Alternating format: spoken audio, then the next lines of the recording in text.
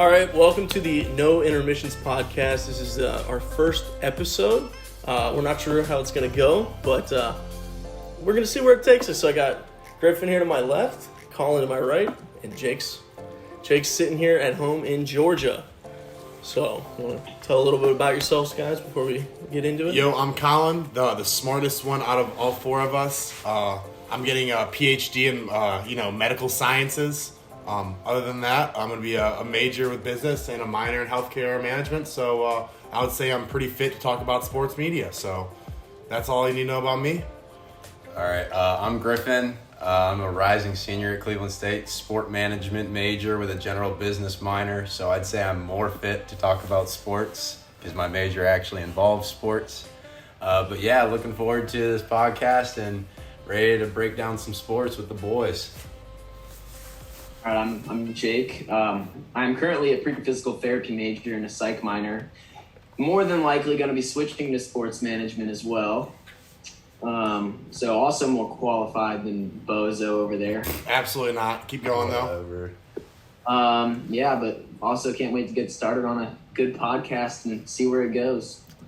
All right, so today we're going to start talking about the Captain series that was just released recently, a couple days ago. So it's going to be similar to The Last Dance, I believe, and it's going to focus mainly on Derek Jeter's career as a Yankee. So Hell yeah. how do we feel about that Looking today? forward to it, man.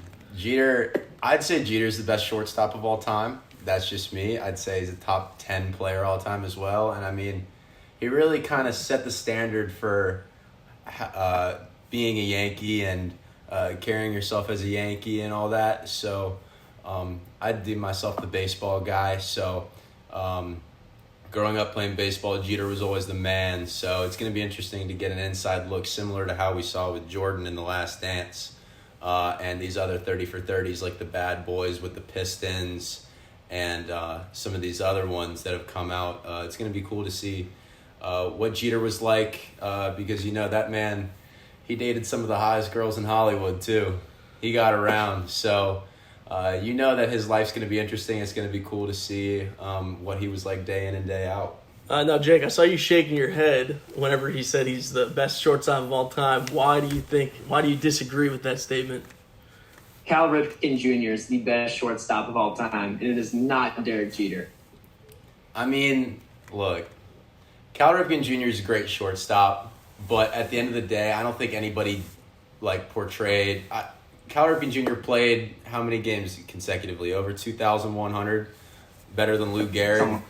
But I would say Jeter is the most prominent shortstop on the most prominent organization in baseball. I'll say he's most prominent. I'll say he's probably the most well-known, but I don't think talent-wise he's a top 10 player or the best shortstop of all time. Ooh, I don't Well, know. if they're going to invest this much money into a Netflix documentary on this guy, I don't know shit about baseball. You hit the fucking ball and it's a home run. But other than that, if you're going to make a documentary about this guy, I mean, he's got to be up there in top 10. Like I said, I don't know shit about baseball. I don't even know who the guy he said. I don't even know who that is. At least the most influential people in baseball history. Yeah, Right. That's fair. Because, I mean, if you think about it, it's like, Jeter, for one, now he owns the Marlins. So he's still involved with baseball.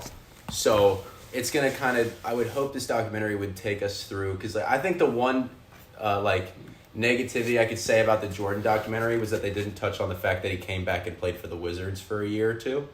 I would be interested to see if they show Jeter after baseball and how he came up to the Marlins and see if they include that at all.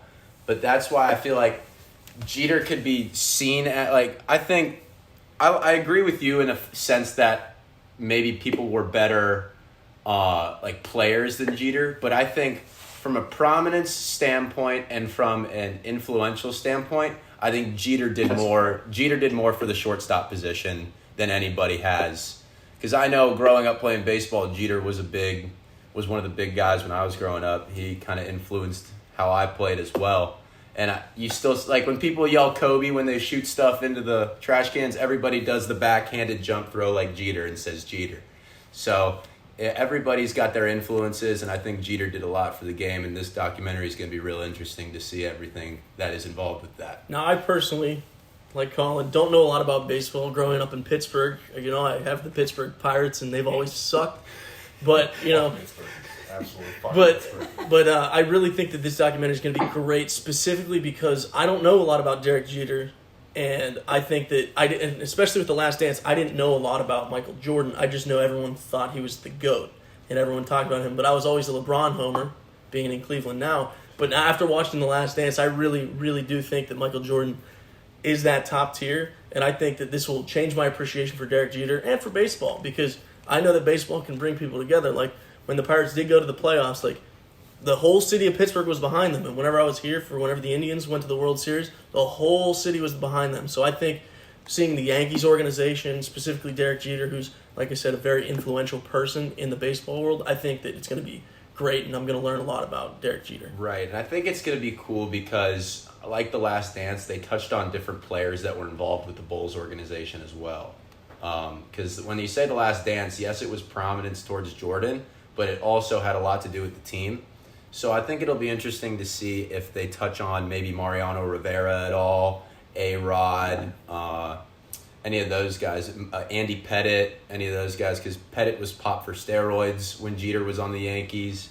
Horse testosterone. Yeah. Going to catch you in the bathroom stall, beer balling one way here or another. Exactly. So yeah, I mean, it'll be cool. I definitely think it's going to be an interesting documentary. It'll be interesting to see how they split it up and where they start, where they finish. And yeah, I mean, I still remember where I was when Jeter hit his 3,000th, when he hit a home run to left field. I still remember where I was when he hit the walk-off in his last game at Yankee Stadium. So, big Jeter fan, definitely looking forward to the doc.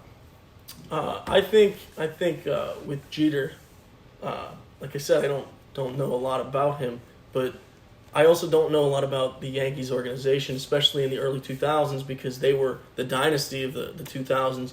And like you said, bringing in all these other characters like A-Rod and stuff. Like, Jeter came up in the era where steroids, like, he was right in the middle of where they started testing for steroids in 2004 or 5, I believe, is whenever they started taking it serious. And he was always a clean player. He never got popped for anything. So he was around these guys that were doing like testosterone and HGH and stuff. That, yeah. So he was around all of this, but he was never influenced into it. So I believe that they're going to probably touch on that in the documentary and talk about how he avoided those forbidden fruits. So yeah, it'll be cool. Looking forward to it. Yeah, I think honestly, the Shaq and Kobe documentary that's going to be coming out here about I think it's specifically the year 2000 Lakers is going to be really, really good.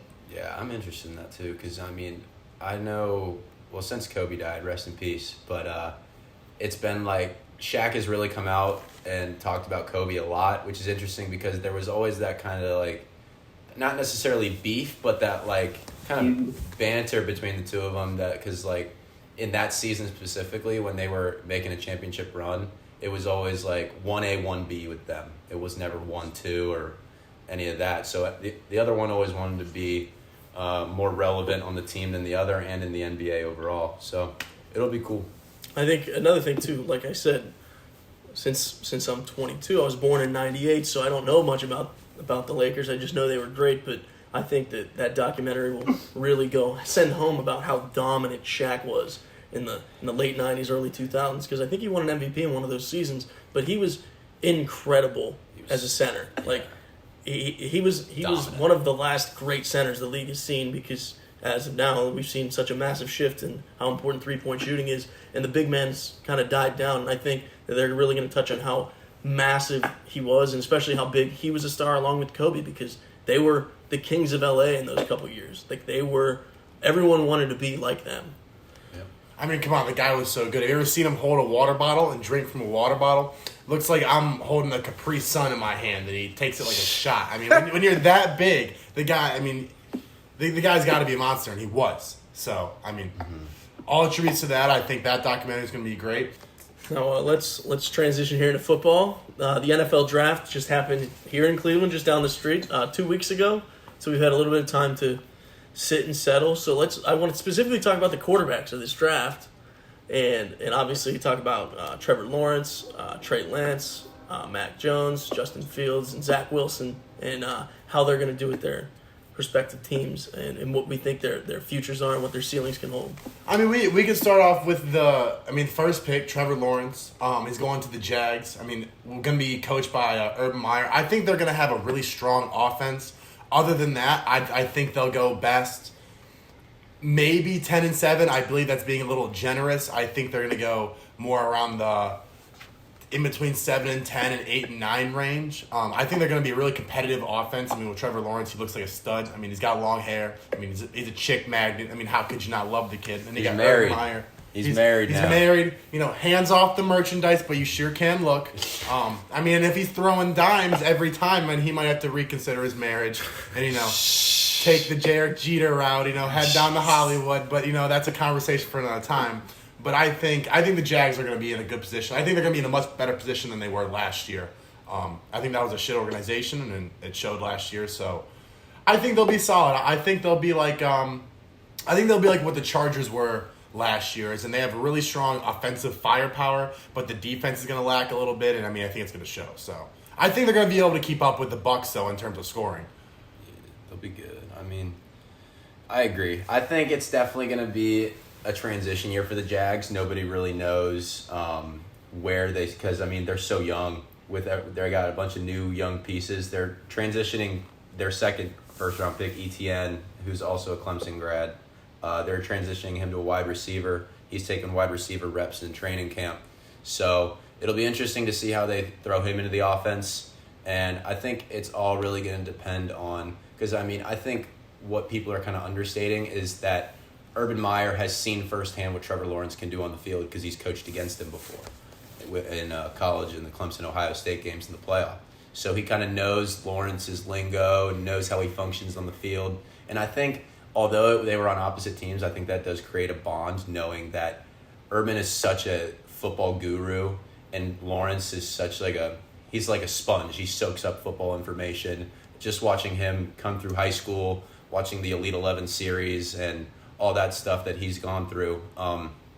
It'll be great to see how he transitions into the NFL to a team that went 1-15 last year and is getting a lot of hype because people feel like they can be the best turnaround. So, yeah. I think that 10-7 is a very generous. Like I said, it was being generous. I think that's going to be about right. Honestly, I say their floor is going to be 7-10, 6-11. Their ceiling is going to be 12-5. I think right in the middle, that 10-7 is going to be just about right. That defense is not a bad defense. It's not elite, but you also have to think about the division they're playing in. They play the Texans twice. That's probably 2 W's. Yeah. They play the Titans. They could steal a win from the Titans. And they play the Colts, which is going to be their 2 toughest games. And if they can steal one of those, they can go 10-7. And I think that what definitely helps the Jags in that sense is also the Colts are coming in with a new quarterback. Obviously, Frank Reich and Carson Wentz have a bond from Philadelphia in 2017, but they're in a transition as well. And they're a run-heavy offense with Jonathan Taylor, who had a breakthrough rookie year last year.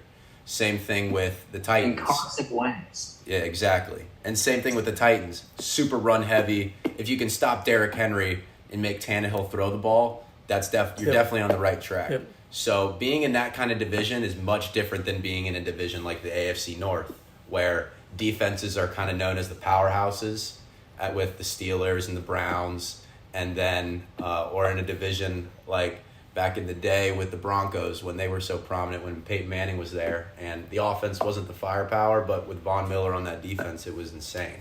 I think the way the Jags boil down is all about coaching, because Urban Meyer's going to bring his collegiate scheme into the NFL, and you know, in years past it doesn't really work. I mean, Matt Rule from Baylor coming to Carolina, I think he did a pretty solid job last year, but I think it really depends on coaching, and I really think it depends on if Urban Meyer can get Trevor Lawrence and Travis Etienne and the rest of that team to rally behind them. But I think 6 wins is a good area to look for them. I think they're going to be drafting in top 15 next year. I don't think they can win 10 games and go to the playoffs though. We'll see. I don't see them in the playoffs. Yeah. You know, it's just that transitioning when you're a coach in college, you're coaching kids. You know, college athletes they're more of kids. When you go in the NFL, you're now coaching grown men who have their own lives and, you know, potentially have a wife and kids. So it could be a hit or miss. So I think the Jags will end up pretty decent this year. Last year they came out, first game, beat the dog shit out of the Colts, and then went on a 15 straight game loss streak. So, I don't know. I think it's going to be a good season for them, and I think Trevor Lawrence, that pick was how could you not pick him, especially with Urban Meyer coming in. So, it was a no-brainer. We all know who's going to go first. From even when the college season was over, everyone knew that Trevor Lawrence was going first regardless. So, but going on to the 49ers with Trey Lance, we were looking at the Super Bowl odds. What were they? Sick? The Browns were 7. I don't know, but I think, this is just me, I think of every quarterback drafted in this class, I think Lance has the highest ceiling, but also the lowest floor, because he's so young. He's only 20. I think he might have just turned 21. That's ridiculous. He just turned 21, I think. Ridiculous. He only played, I think, 18 games in college. He had the least amount of throws as any prospect in the last 30 years, I think. Exactly. In He's college just football. so raw. And I think, when Jake and I were talking before the draft, we all kind of bought into he didn't, but I did. I bought into the Mac Jones to the 49ers stuff because I thought that Mac Jones was as similar to Jimmy Garoppolo's kind of scheme of offense as Kyle Shanahan wanted.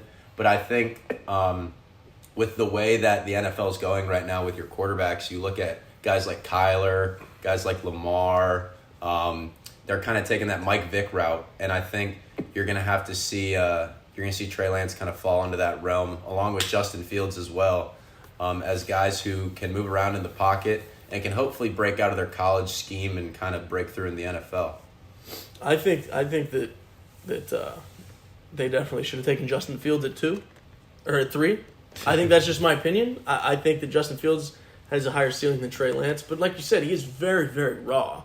And there's a lot of things about him that he can be good with. But I think that in a safety blanket right now, if you want to start a quarterback in the next year, I think that Justin Fields is the way to go. Yeah, the only thing I have on Justin Fields is the Ohio State quarterback. Everybody sees the Ohio State quarterbacks as the system QBs. You look at their track record, Dwayne Haskins so far has been a bust. He hasn't really done much. Cardale Jones. Going out too much clubbing for my boy D. Haskins. Cardale Jones played 3 games and was considered a number 1 overall pick, and then stayed and hasn't done crap in the NFL. J.T. Barrett can't hit a target at Saints practice. Who else? Troy Smith, Heisman Trophy winner, didn't do anything in the NFL. So you just kind of look at that track record. I understand it's a different coach that he's coming from. He's coming from Ryan Day's system instead of Urban's or Jim Tressel's system like Troy Smith did. But I think it's going to be interesting to see how he transitions into Chicago's offense with Matt Nagy. Because I feel like with the Bears, I think it's like make or break this year for them. I feel like that Fields pick kind of hyped them up a little bit. Like nobody really sees Chicago as players in the draft, and they went and made a big play this year. So they obviously just signed my boy Andy Dalton. I think it's going to be one of these. We saw it last year with Tua and Fitzmagic. I think it's going to be sort of similar to that type of system. I think Dalton being the more experienced quarterback in the NFL and knowing how these defenses work, I think he'll get the start for a couple games, and they'll work Fields in, maybe start a couple games if the Bears are struggling. But, if you think about it, the Bears they were good a couple years ago with Mitch Trubisky. They made the playoffs. They had Khalil back on the defense, Kyle Fuller at the corner. They were doing real well. And then now it's just, you see the Bears as they're that team that should break through but don't. So I feel like Fields is inheriting a good system to go into, and people are pretty excited about him in Chicago, just like people are excited in San Francisco about Trey Lance. Don't the Bears already have Nick Foles as well, or was he traded away? Yeah, so they got Andy Dalton, Nick Foles, and now they're going to have Justin Fields. Which is good because I think you look at Andy Dalton, veteran. Nick Foles, Super Bowl winner. So those are 2 guys you can learn from that can really kind of help you transition in the NFL. And I mean, Big Dick Nick, man. Like, the guy knows. Like, he understands. Yeah, he's been there. I mean, when you've been on a stage that big, you know what it's like to handle that type of pressure. Because I don't think there's at no point in the season are you gonna be on primetime television for every single one of your games, and it's gonna be that experience. But I mean, you did touch on the Tua and Fitzpatrick thing.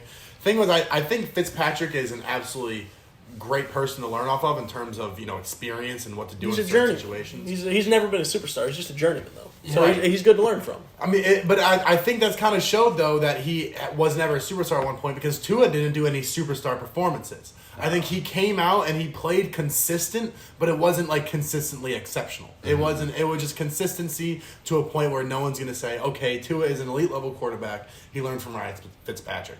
I think quarterbacks like falling under the Aaron Rodgers or Tom Brady or Drew Brees kind of category. Like I think Jameis Winston is going to be an absolute baller this year for the Saints just because of the fact that he's going to learn from Drew Brees and Sean Payton. And I think that he going from the Bucs. What did he go? He went 30-30, right? Yeah, one season. What he got? I think he's like seventh on all time for yards in a season, right? Absolutely insane. I mean, the capability and the skill is there. It's just learning from the certain mentor. And I think Andy Dalton's going to be a good mentor, but Andy Dalton's never been in a position where, the Bengals were... They had A.J. McCarron as a backup quarterback, and he didn't turn anything, and he was an Alabama guy, but I don't know. But what do you think about Mac Jones? I think that he's the dark horse guy. I think that he has an extremely high ceiling. I think that Bill Belichick's going to change his offensive scheme a little bit this year because everyone's been hating on Bill and saying that Tom Brady's the reason for them winning. I think Bill is out to change everyone's opinion on him. I think the Patriots are going to be really good, especially with the guys coming back from opting out for a year. But I think that Mac Jones can be a really good quarterback. They just need more weapons. I think Mac Jones. Go ahead, Jake. I think Mac Jones is going to be just like you said. A.J. McCarron. He's not going to be all that. He's gonna sit behind Cam probably this year until maybe week 15, whenever the Patriots are. I mean, I don't know. They did have a lot of free agent signings, but if the Patriots are not in it this year, we'll see him late in the season. Probably not get too much done. They don't have any elite wide receivers around him to help him out. They lost Joe Thuney. Their line is kind of. I mean, it's all right. They did sign Trent Williams, I believe, right? But he's not in the best position to succeed. And I honestly think, sure, it is Bill Belichick. He does have a great system, but we're not going to see him excel like, Tom Brady did in Foxborough. The thing about the New England organization is, I don't know if you've ever seen the scene in The Shining where it's Johnny and he's writing on a typewriter and it's all work and no play makes Johnny a very dull boy. I think that's the Patriots organization it's all work. There's no fun to have in that building. You go to work and you do your job. I think as a college kid transitioning from, going to a college campus and having fun, playing football there and, doing things that a college kids can do, transitioning directly into a New England mindset where it's like, don't even fucking think about going out on the weekends because you're going to be in here on Saturday and Sunday reviewing film. I think that's going to be a testament to the character of the player. I think Tom Brady excelled greatly in that system just because he was strictly that player. I don't mind sacrificing those Saturdays and Sundays to do whatever I need to do and getting my body right. But I just think, if Mac Jones can adjust, I think he's going to be an outstanding player, especially with Bill Belichick. Yes, when Tom Brady left, it was obvious that Tom Brady was a great apparent of the success that they had in New England. But I think they're going to pick it right back up where they left off. I think you give them one off year. They give Cam a few more games. They say, you can live out your 15 minutes of fame here because, you're going to die like the rest of them. So they're going to let Cam off. And then I think once Mac Jones comes in, they're going to revolve the offense around him. He'll probably be there for, if he performs, I think he'll be there for a long time. But as of right now, I think he'll be here for 3-4 years, and they're going to see what's happened to him. I think his rookie contract is, 4 years? And 4 years with a fifth-year 4 years option. with a fifth-year option. So, I think they're going to ride it out. They'll probably end up picking up the fifth year. If he does decent, and if he shows progression within the Bill Belichick system, I can imagine they pick up the fifth-year option and go on further from there.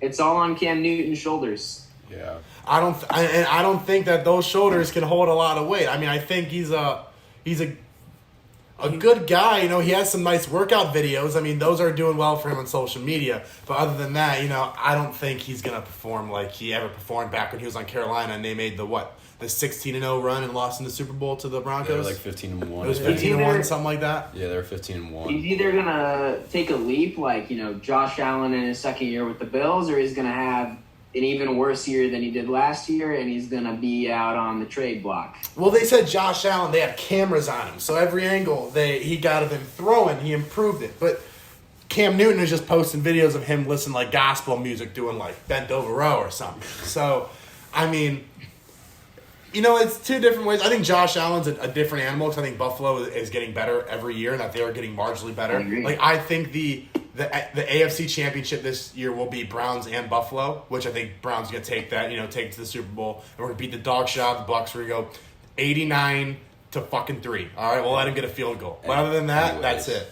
We're gonna sack Myles Garrett's gonna come over, helmet, Tom Brady, done. Tom Brady's falling to the floor. Browns are winning the Super Bowl. I like how you touched on the transition aspect of a guy like Mac Jones, because if you think about it, he was surrounded by pieces that helped him win at Alabama. Devontae Smith, Jalen Waddle, Landon Dickerson on the line, Alex Leatherwood, guys like that, Najee Harris in the backfield. I think it's going to be interesting to see how he transitions into a system where, and especially at a school like Alabama, there's a lot to do in Alabama. Sororities there, I've seen pictures. Yeah. Here's the thing, they don't have many sororities up in New England. no, they don't. No. And if, like you said, you're gonna have to sacrifice a lot of things if you want to be successful in the Patriots organization. I see the Patriots organization as the baseball guy. I see the Patriots organization as the Yankees. I see them as blue collar. I see them as strictly business. Yep. I see it as you come here to win, and we expect nothing less because that's what Tom Brady did. Well, I think that's a good thing for Mac Jones coming from Alabama because he came from that hard-nosed place, though. He came from Nick Saban. Yeah. I think going from Nick Saban to Bill Belichick, you're going from the Bill Belichick of college to Bill Belichick. I think he was in the right system where he needed to be. I think he's probably going to, like you said, probably start 2 games this year maybe, unless Cam gets hurt. But I think next year he's a full-time starter, and I think next year's going to be the year for him to show. I agree. But I hope he does well. I really do. I just think, we've all seen the picture of him with the cigar in his mouth in the locker room. Dude's got a beer belly. Cool, accept it, whatever.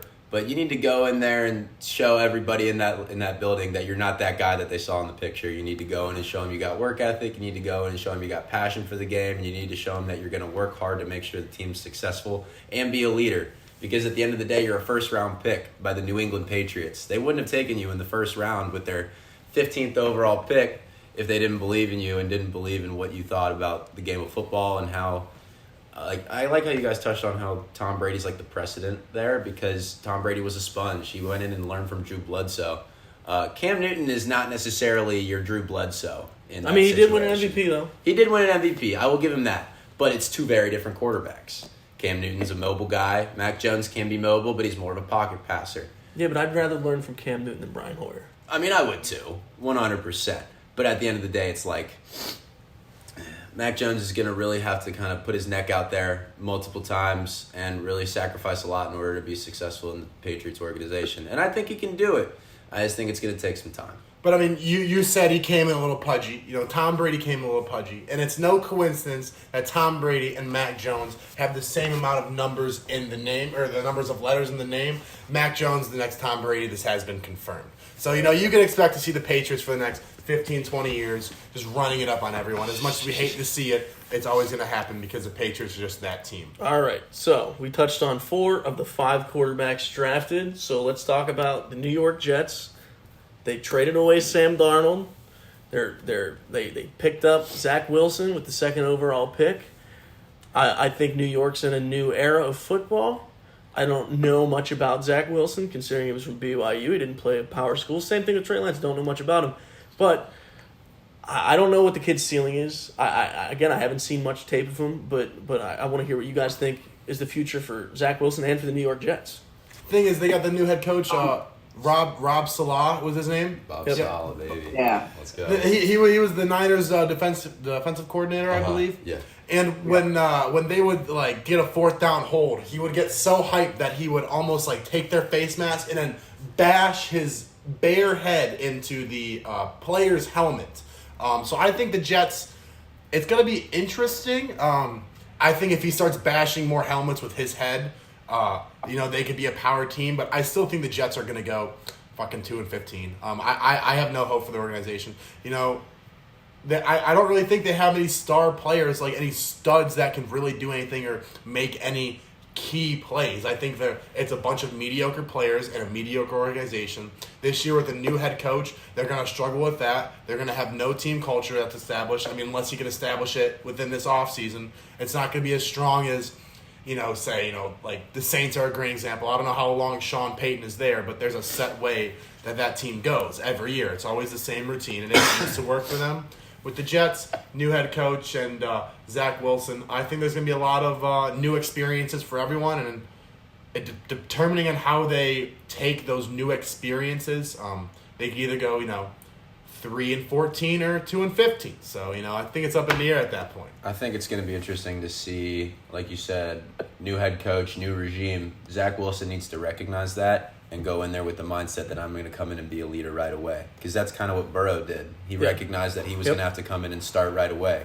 That's what Zach Wilson's going to have to do, adopting a new system. I would say Zach Wilson probably has the most talented arm of any of the quarterbacks drafted this year. The man can zip that thing around the field like it's nobody's business.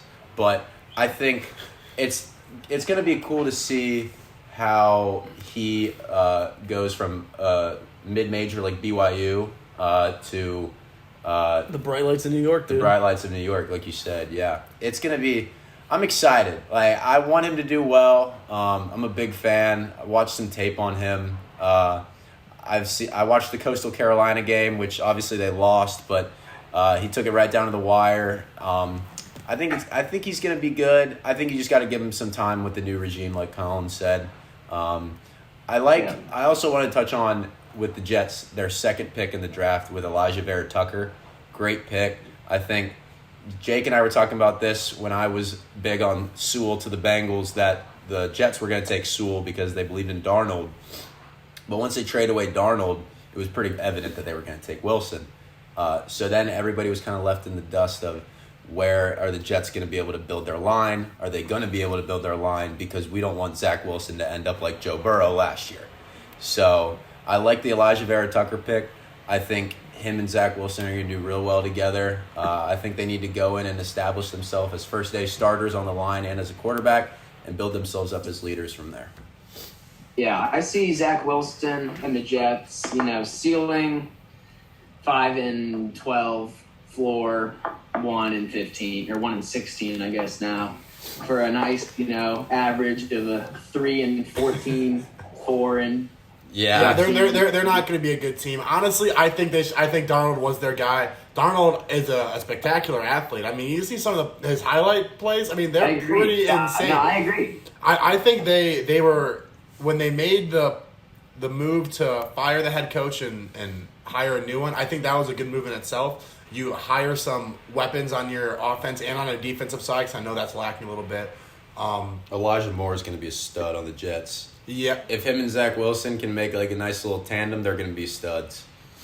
But the Jets are that team that pulls off like a bullshit win, like last year when they beat the Browns. The Browns were. I think it was like the last week. You're just salty, dude. I'm still a little salty about that game. Fun fact. I'm not sure if it is exactly the most, but the Jets were very high up there in like wide receiver separation.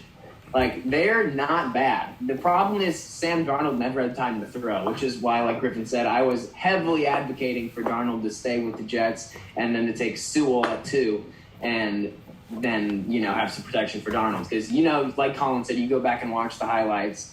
Darnold is a spectacular athlete, and he can sling the rock. And he's young. Like, he is not a bad quarterback. What is he, 23 years old? I think he's younger than Burrow. So he is young. I think he is young. I think he was in the wrong place, especially with Adam Gase. I think Darnold's going to go to Carolina. I think under Matt Rule, he's going to do good things. I don't know if he's going to be great, but I think he's going to be a serviceable journeyman quarterback. I think that he does have the label of bust right now because was he the second overall pick? Third. He was the third. Yeah. So he has that label of being a bust right now, but I think he's going to have the chance to revive his career because this is only going to be his 4th year in the league.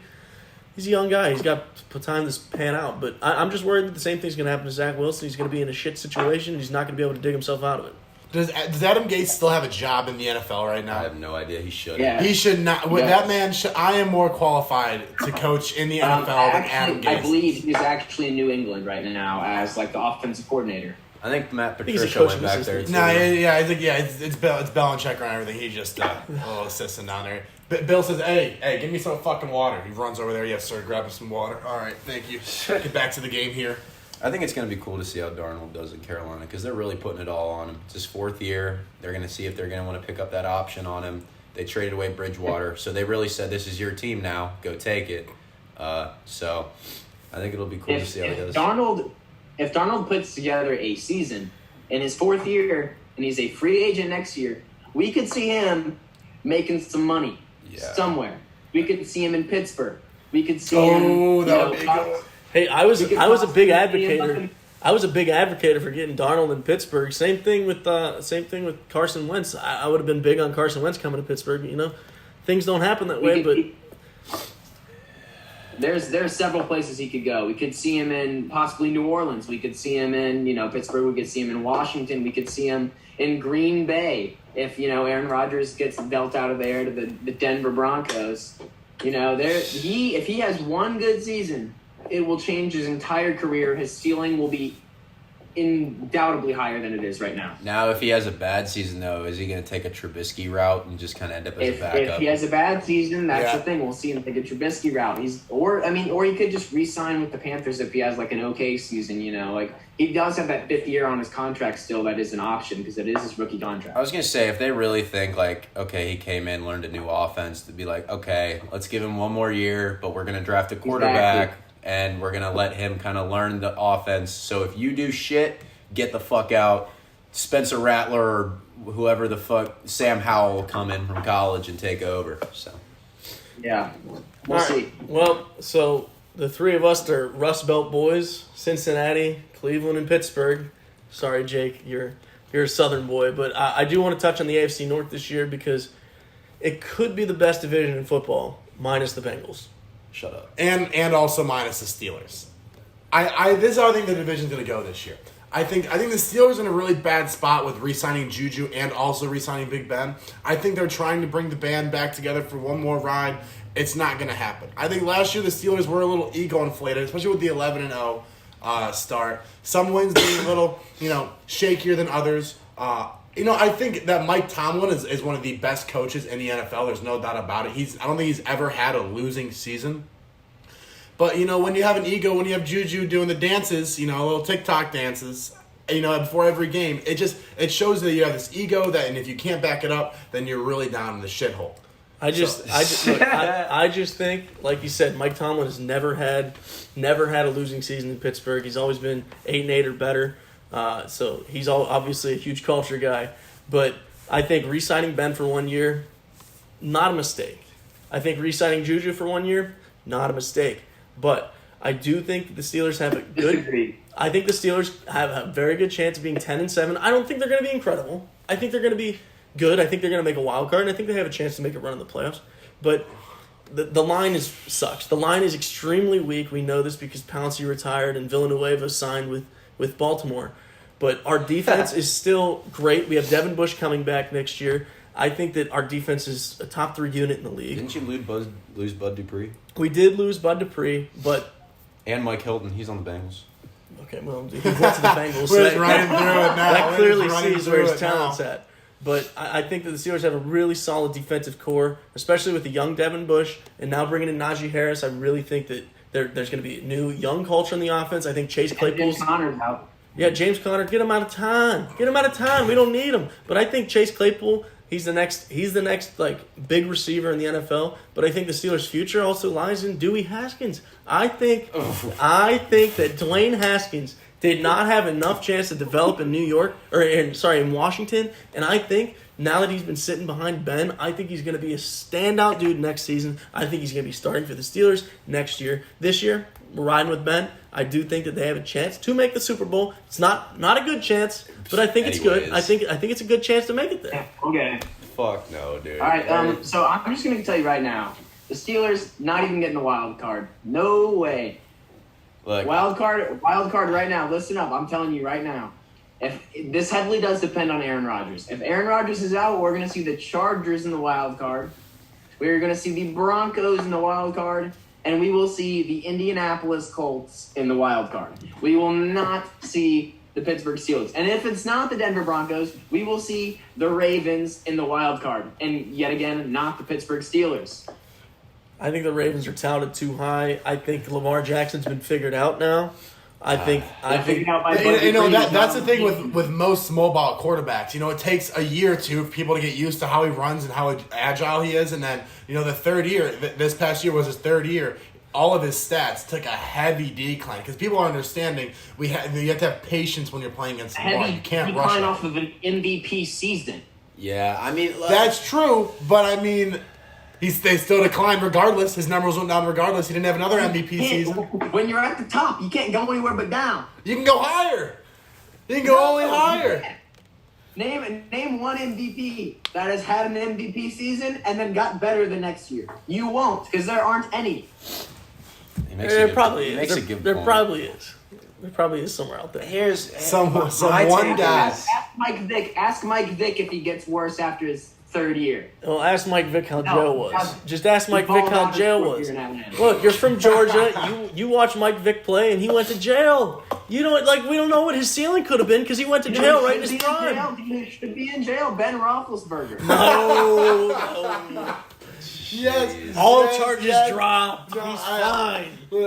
Ben didn't whack it enough times in between these little huddle sessions they had here. It really showed his arm was deteriorating at a much quicker rate than it normally was, especially in the playoff game. That was just embarrassing. I mean, you could tell from the first snap, he didn't get his pre-session game, and his arm was a little off. So he wasn't quick on the grab. Ball was in the end zone. I don't even know. I think Taki fell on it. Now it was a Brown score. Literally 6 seconds into the game of the playoffs. So it was 28-0 at the end of the first quarter? It was 28-0 at the end of the first, yeah. And then we kind of shit the bed a little bit throughout the game, but still pulled it through. That was hard. That was a hard football game to watch at a bar in Cleveland, being a Steelers fan. That was tough to watch. Yeah, I don't want to hear none of y'all complain about y'all's teams when I got to root for the fucking Cincinnati Bengals, okay? Like I was saying earlier, you can't be a good organization when you don't even have an indoor practice facility. All right, no. It is going to be 10 degrees outside, and these motherfuckers are freezing. Because we're adapting.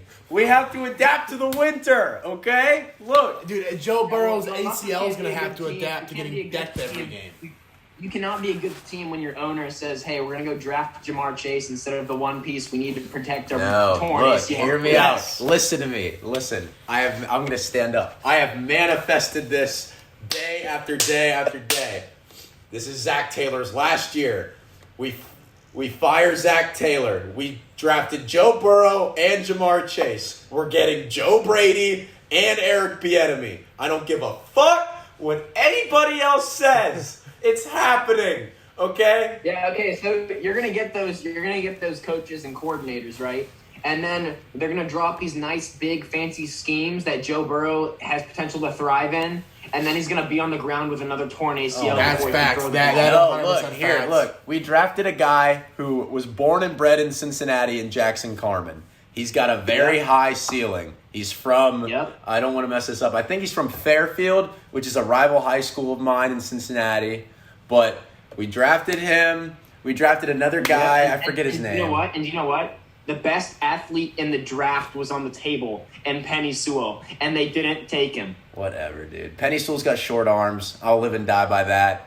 I think Jamar Chase is by far the most talented receiver in the draft, and I feel like, you know what? Why not get the band back together? He's not going to catch the ball. Are you sure? Are you positive that they're going to get rid of Zach Taylor because they held on to Marvin Lewis for God knows how long, and he fucking stunk it up? Yeah, they'll get rid of Zach Taylor. No, they see the changing of the tides, and they brought that man in because look. Here's what they tried to do with Zach Taylor. Zach Taylor ran the Rams offense before he came to Cincinnati. They made a Super Bowl, obviously. They were running a 2 running back scheme with a quarterback like Jared Goff. And I don't know, maybe I have a different opinion than everybody else, but Jared Goff is not better than Joe Burrow.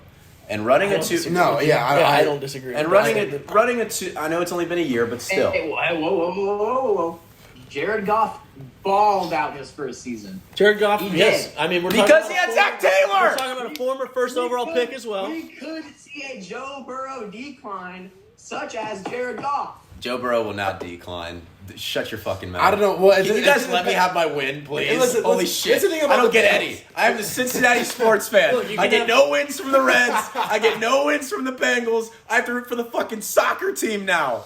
We just got a new stadium. Oh, yeah. Don't you guys have a baller soccer team? No, they suck. Oh, no, that's Columbus. That's Columbus has the baller soccer teams, team. the soccer teams out here building new stadiums, and the freaking Bengals can't even build an indoor practice facility. Shut the fuck up. Okay. Look.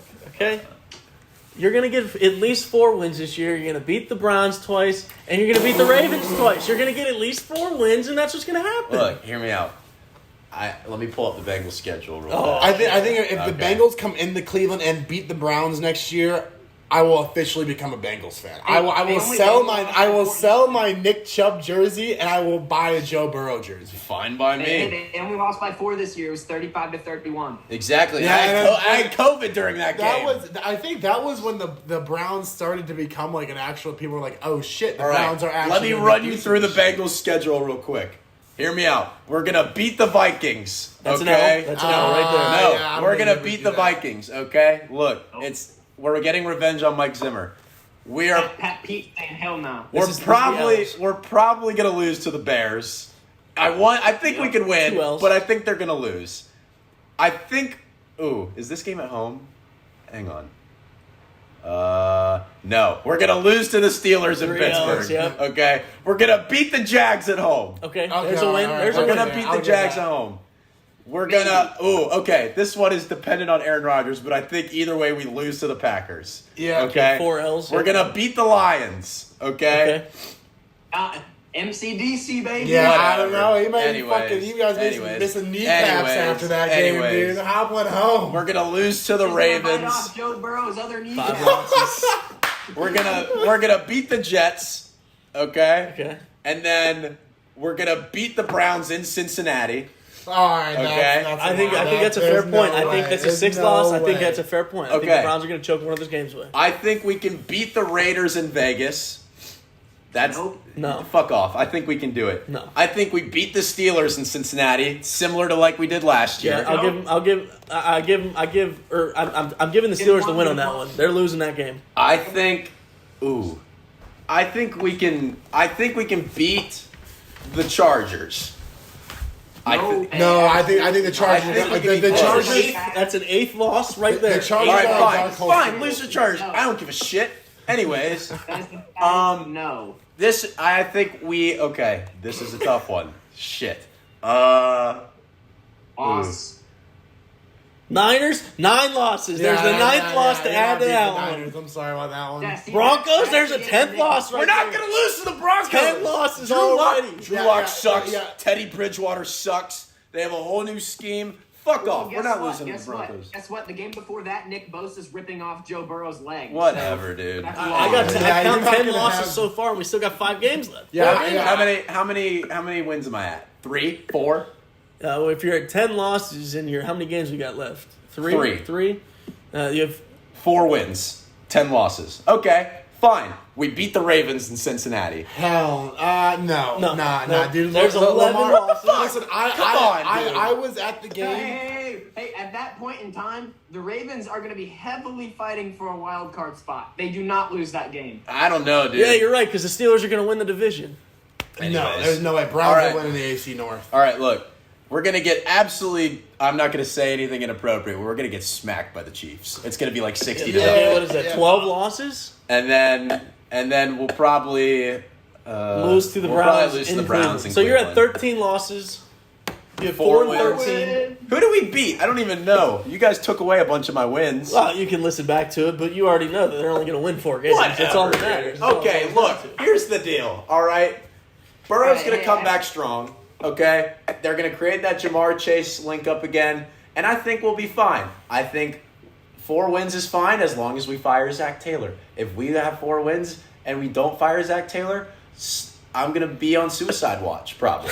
So that's about where I stand with the Bengals this year, and that's about where I'm going to cap it. So, yeah. All right.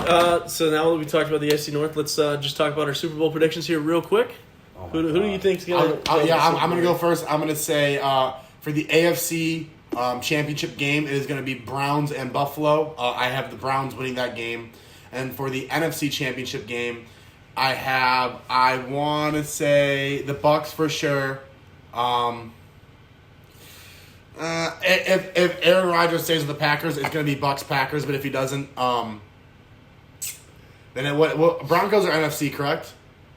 And I think it's going to be. They're AFC. Oh shit. Okay, I think honestly, it's going to come down. I don't know who's going to be playing the Bucks. If A-Rod is still in Green Bay, it's going to be Bucks, Packers, and I think the Super Bowl is going to be then Browns, Bucks. And like I said, Browns kick the shit out of Tom Brady. Show him he's old as fuck. Maybe give some concussions. Myles Garrett ripping off helmets. Take the 2-year suspension. We'll be fine. Don't worry about it. Browns winning the Super Bowl by at least. I said 86 points, but now we'll double down. We're going to go 186 points to 3. Browns winning the Super Bowl. 186 to 3. 186 to 3. I don't know how you do the math scoring-wise. We'll figure it out. Get a couple safeties in there. Field goals. All right, go ahead. I think that the AFC Championship, I think we have Indianapolis versus Cleveland. I think the Clevelands beat the Chiefs in the divisional round. I think the Cleveland Browns win the AFC Championship. And then the NFC, I think, who did you say? I had the Bucks. You have the Bucks? I had the Bucks. I think the Bucks are a no-brainer. You said Bucks, Packs. I think I got Bucks. And I think Russ is going to cook. I really do think Russ is going to cook, and I think that offense is going to be really good next year. I think I got Seahawks in the NFC Championship. Bucks, Browns, Super Bowl. I think Browns win the Super Bowl in a tight game. 28-24. Browns. All right, Jake, go ahead. I think, so in the AFC, I think we're going to have I did not see it coming, but I did like the Colts and Browns. I'm going to go with the Colts and the Buffalo Bills. And then in the NFC, I'm going to go with the Bucks. And I'm between either the Niners or the Saints, depending on how Jameis Winston shows up with this LASIK eye surgery. That's a good point. That's a good point you got there. He might be a different quarterback. He could be really good. The NFC is going to be a disaster this year. Anything could happen. Aaron Rodgers could be out. The Niners could ball. The Seahawks could ball. The Rams with Matthew Stafford. I completely forgot about that. Oh, no. I think, actually, I'm changing it right now. Super Bowl, Rams, Bills, Rams take it. Wow. That is a bold prediction. I tell you, if Matt Stafford comes in first year. Ramsey's going to lock it up. That is a bold prediction. All right. I'm kind of pissed off that you took my Rams in the NFC Championship pick because I didn't think anybody else would do that. But I think that it's going to be probably Rams, and I'm also between the Saints and the Bucks. I think it'll be Rams, Bucks in the NFC Championship, and I think the AFC Championship is going to be. I think we're going to see a repeat Bills Chiefs.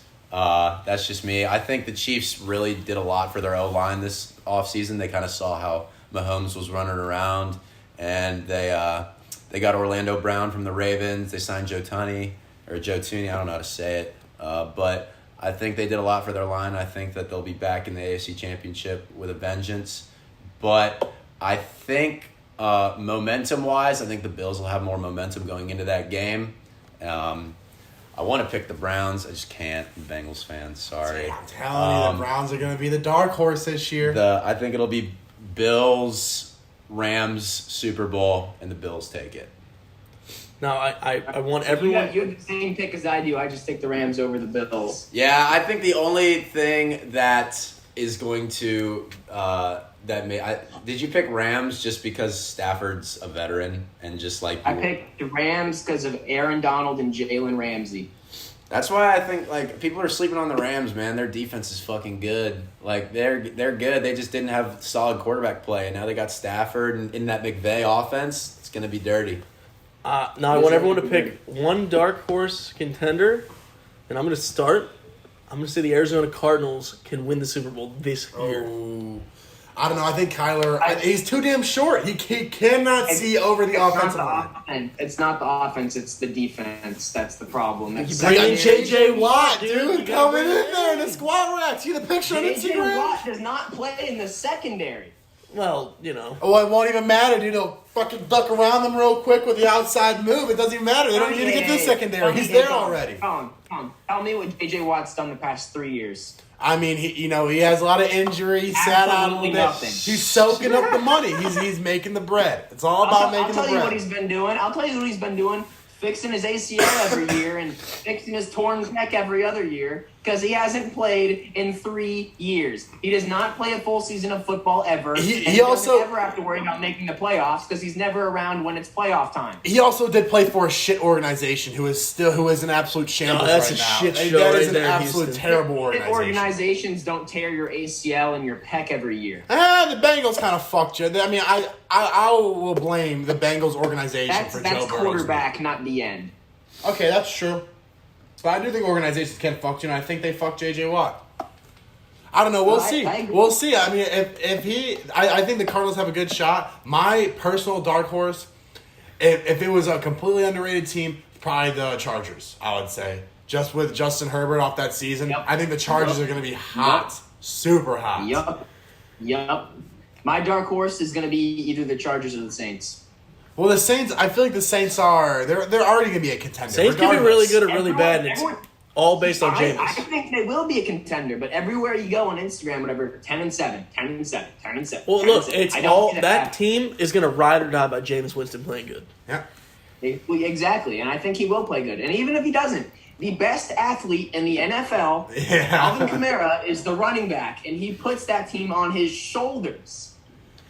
My dark horse, I got a couple. I think everybody's kind of like skipped over him. I think the Titans can be a dark horse. No, I think the Titans gonna have a down year. I think the Titans are a contender. They're gonna win the division. Yeah, that's why that's the only reason I threw them in there is because they're in a weak division, and I feel like they made a run 2 years ago, and after last year when the Ravens beat them, everybody kind of just said, "Oh, Tannehill sucks."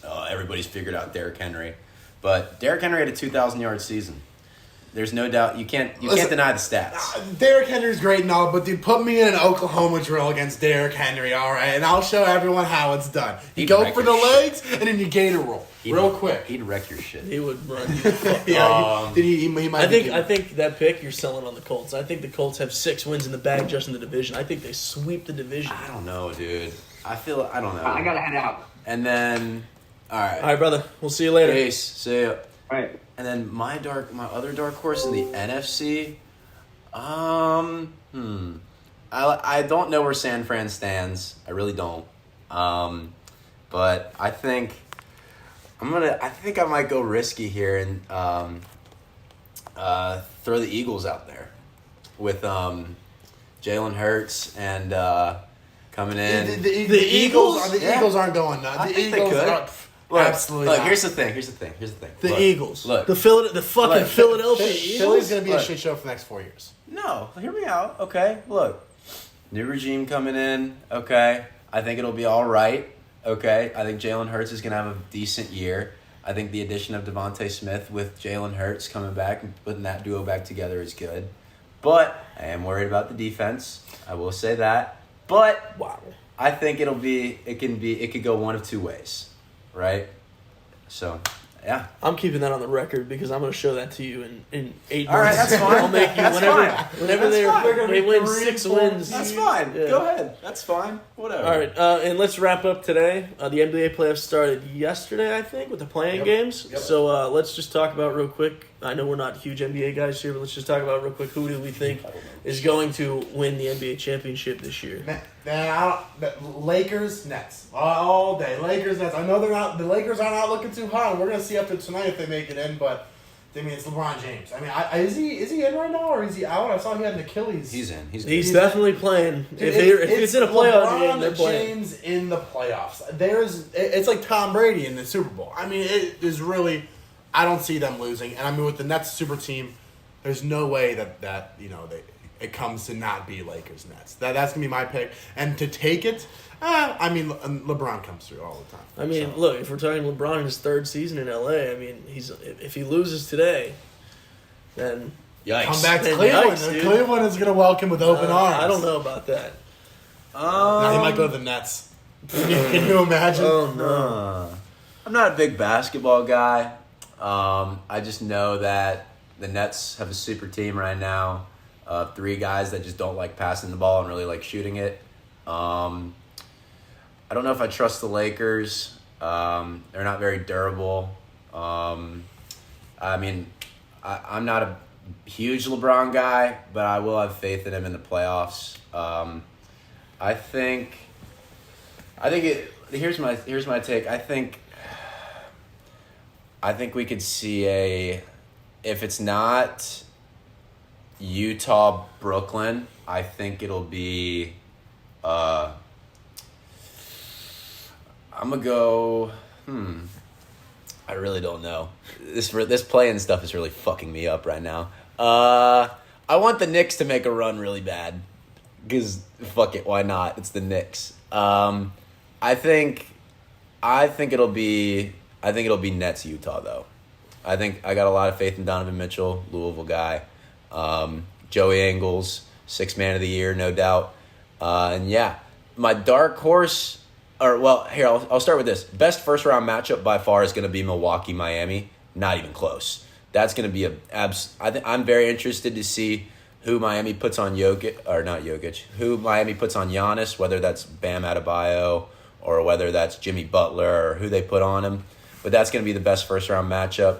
And I think the sleeper, I mean, they're a 2 seed, but I think you got to put Phoenix as a sleeper. You can't bet against D-Book. So I mean, I'm putting Phoenix in the championship. I think Devin Booker is an elite talent. He's still not getting the respect he deserves, and I think CP3 is playing great basketball this year too. I mean, CP3 is good. He's up there for MVP, or he was up there for MVP talks because of how solid he's played this season. He's a pure point guard. He's played incredible. I think I'm with Griffin here too. I think the Knicks coming out from the dust, man, coming out from being a terrible basketball team last year, being the 4 seed. I think the New York Knicks are a good basketball team. Julius Randle doesn't get the credit he deserves. Julius Randle does not get the credit he deserves. But, I think I'm going to put New York in the East Finals, but I think it's going to be a 2 seed versus 2 seed. I think it's going to be Phoenix versus Nets. I think Phoenix does win, and it's going to look bad to the Nets losing this. But if I had to pick a dark horse, I'm going to go with Golden State. I think Steph Curry is fucking legit. I mean, he's the best shooter probably of all time. I think that the Warriors right now are back in their We Believe early 2000s days, and I think that they have a chance to make a good run for it. So I'm a big Steph Curry fan. I really like Steph Curry. So, but we'll see. I don't know. I don't know too much about NBA. Like I said, more of the baseball guy, and I'm a Cincinnati sports fan, so I don't have a basketball team to root for. So, Nor do you have an indoor practice facility. Nor do I have. I really don't have anything to root for. Yeah. That city doesn't give sports fans much. No, not really. And you know what? We don't really have shit to do either. So it's just we really bet on our Riverbend concerts. The nice thing about that team though is that no one really hates like the Bengals. They're like I don't think there's anyone nothing to hate. I don't know exactly. I don't think anyone in the NFL is like, yeah, fuck the Bengals. What have we done for people to hate us? you had Vontae Perfect. But we knocked Juju out last year. That was that was awesome. Everyone enjoyed that one. I mean, the most thing people have done to hate us is the fact that we signed a bunch of criminals like Pac-Man Jones and Vontae. Pac-Man Jones, let's go Mountaineers. Now we're talking there, baby. So I mean, Bengals suck. Reds are 500. Can't be consistent. Jesse Winker for MVP. You heard it here first. But yeah, I don't even know who that is. So exactly. Yeah. So under the radar, Reds players, baby. We're back. We're making the playoffs this year. You heard it. All right, hold your breath on that. We don't need Bauer. Fuck Trevor Bauer. All right, well, I guess that wraps up the first episode of the No Intermissions Podcast.